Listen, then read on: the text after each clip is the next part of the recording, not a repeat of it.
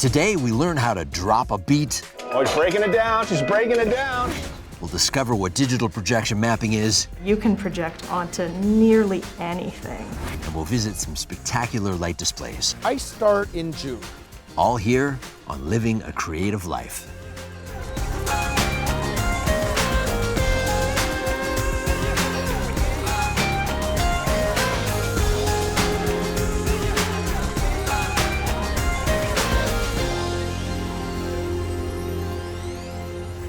I'm Scott Henderson, and on this episode of Living a Creative Life, we'll be taking a course from an online DJ school, chatting with M-Media to discuss what exactly is media art.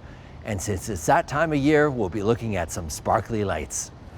From the hashtag YYCLCL, at Obscura Lucida reminds us to take some time to breathe with a mushroom-themed stop-motion piece. At mw.artco shows us their artistic process while creating a unique lino cut. And at Bamos Art paints the beloved Castle Mountain in a different blue-tinged light. Since 1979, M-Media has been on a mission to provide affordable access for anyone looking to learn more about media art. We dropped in to experience this digital art form.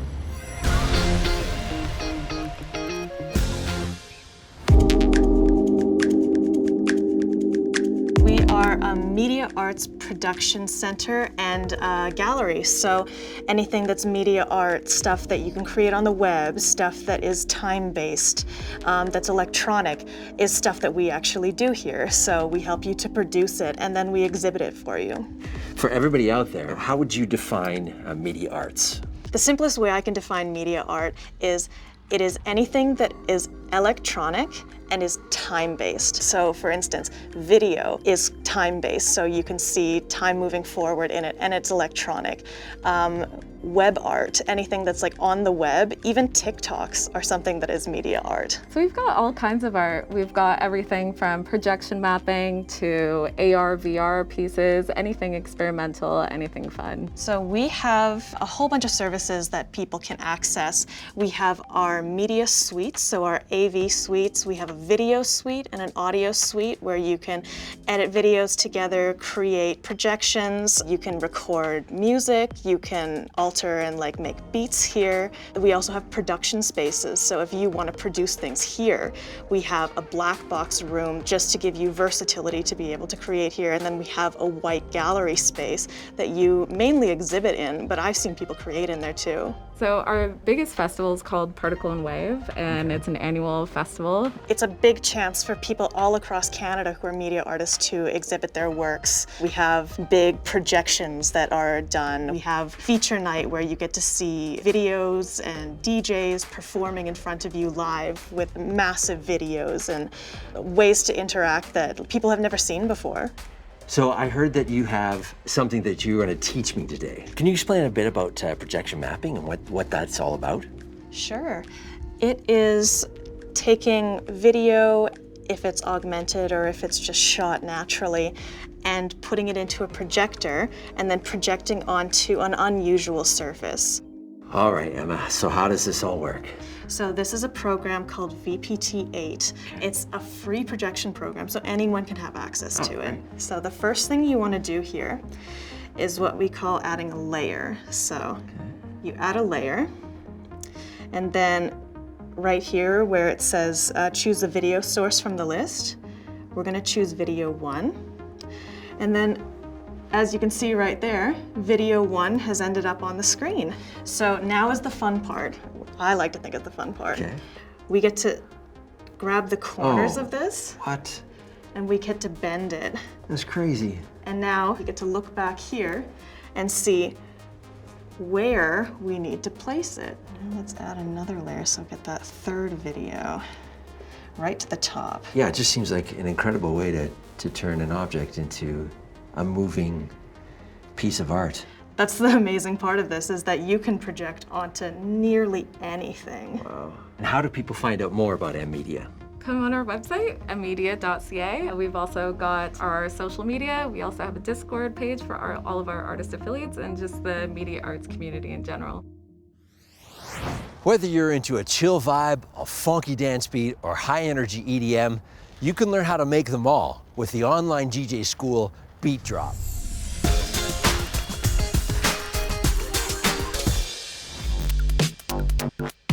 Hi, welcome to Beat Drop. My name is Dan Solo. And I am Fortuna, but you can call me Gabe. Hi, Gabe. Do you want to create a beat with us? What is Beat Drop? Beat Drop's a music production and DJ school. So we started about 10 years ago here in Calgary. We started out creating music education that was had a modern approach to music making. You know, traditionally we offered in a bricks and mortar facility where you'd come in and we would teach you, and we would have different courses on beat making, mixing and mastering, on synthesis, sound design, on keyboard, keyboard fundamentals. We had a bunch of different programs that we offered. And so when COVID hit, it changed everything. We couldn't operate. So it's like innovate or die. We're gonna innovate, we're gonna make something new. That's what we do. As creatives, we create new things. And my wife was the brilliant one and said, hey, there's gonna be a lot of kids who need something to do that's interactive, that's engaging, and that's creative. Why don't you guys teach online? We figured it out and we innovated. Seeing lots of hands going up. So at Beat Drop, we teach the art form of DJing, basically.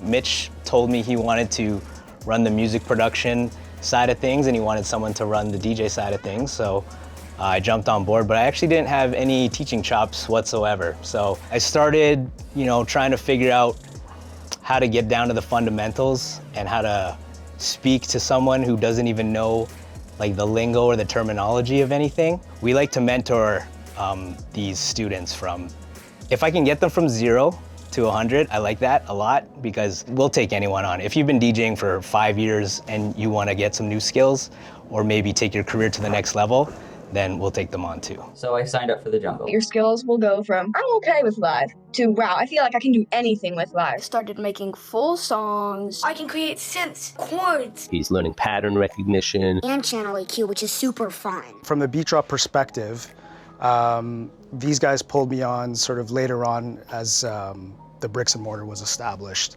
So they have a portion called the DJ 101, which is basically just introducing DJing from scratch to people. So I would come in and help out with that course, as Rick would take on some of the more involved DJs and aspiring DJs. And then I would do private lessons as well with Beat Drop. Can you show me how to make a beat? Captain Mitch? Captain Mitch is gonna show me how to make a beat. Okay. So this is called a launch pad. And each of these squares represents a sound. Okay. Okay?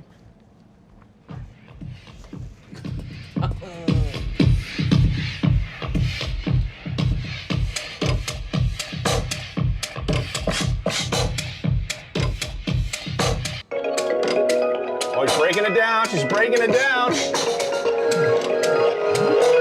Now you gotta bring the beat back. You gotta bring the drums back. I want to ask one last question of you. If there's no barriers, if there's no boundaries, what would be next?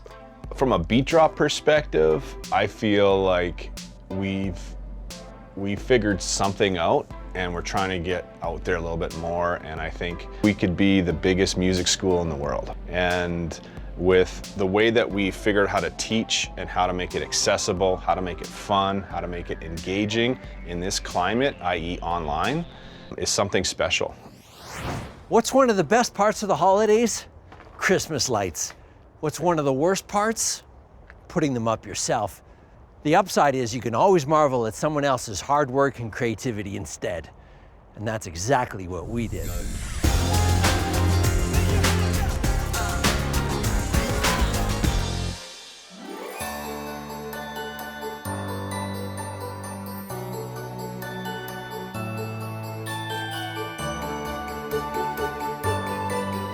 My name is Savannah Stöser, and I am the owner of Lighten Up Calgary. We have a website that showcases residential Christmas displays in Calgary and surrounding areas. Everybody can sign up on the website, showcase their own Christmas light display. Hi, I'm Dave, and welcome to my light display.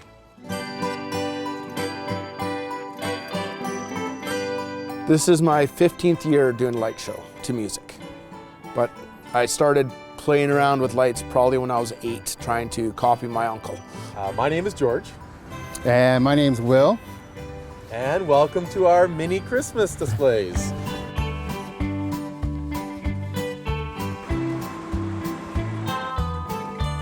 At this house, I've been doing it 3 years, and then probably about 14 years in total between my previous house and this house. And it pretty much started when you moved in here. We're a team, yeah. We help each other, give each other advice. It takes us about 4 weeks to do everything. We normally start on the weekend after Remembrance Day, and then we are normally almost done by December 1st. I start in June.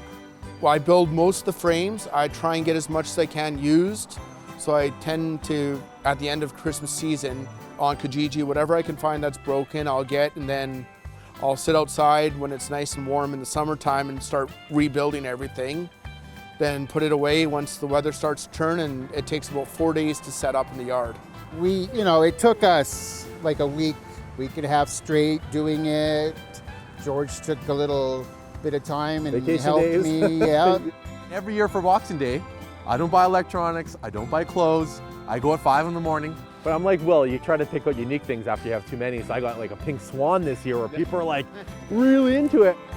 I usually look at pictures from the year before and like, okay, does it make sense to move something to make it a little bit different? Like, you don't want it to look the exact same every year. It's fun to be able to express yourself in light and different colors and try all new things with unlimited imagination. My neighbors love it. It's just the love for Christmas.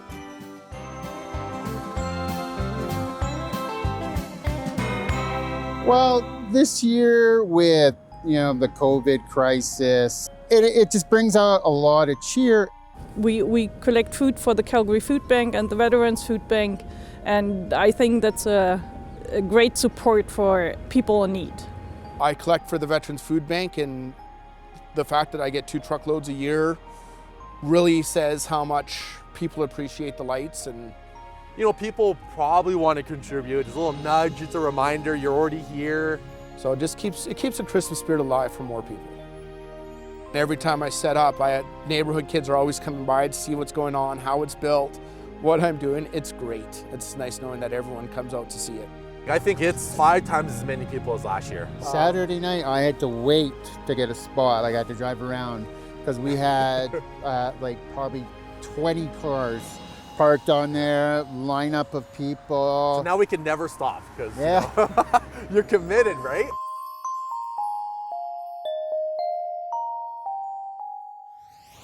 If you have an example of living creatively here in Calgary, please post submissions at calgaryartsdevelopment.com or use the hashtag YYCLCL. Well, 2020 has been a year, to say the least. Time and time again, we've seen how inspirational people can be and how creativity adapts to any situation, even in a global pandemic. Thank you for joining us on this journey and for submitting your unique and spectacular creations. On behalf of Adora, myself, and the whole LCL team, happy holidays.